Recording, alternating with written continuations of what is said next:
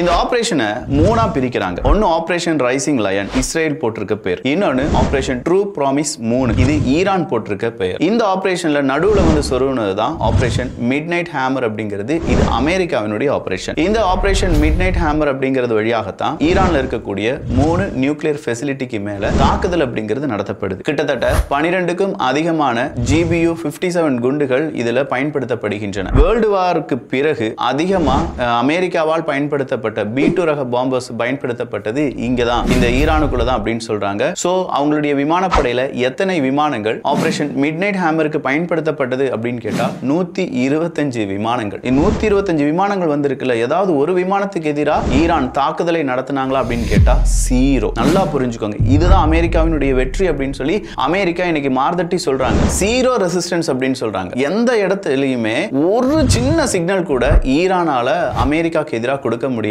இல்ல ஈரான் அமெரிக்காவினுடைய வான்படைக்கு எதிராக ஒரு மிசைலை ஏவல, எதுவுமே செய்யல. அப்ப ரேடார்ல சிக்காம, மிசைல்ஸ் எதுவுமே எதிராக வராம, அவங்களுடைய விமானப்படைக்கு தெரியாம ஒட்டுமொத்தமா 25 நிமிடங்கள் ஈரானுக்குள்ள இந்த ஆபரேஷன் மிட்நைட் ஹேமரை அமெரிக்கா நடத்தியிருக்காங்க. இது ஈரானுடைய தோல்வியா இல்லையா? ஈரானுக்கு நீங்க சப்போர்ட் பண்ணுங்க, வேண்டாம். பட் 125 விமானங்கள் வந்து அடிக்கிற வரைக்கும் ஈரானால எதுவுமே செய்ய முடியல அப்படின்னு சொல்றது தான் ஏர் சுப்பீரியாரிட்டியில இஸ்ரேல் முன்னிலை வந்திருக்காங்க அப்படிங்கிறதுக்கான அர்த்தம்.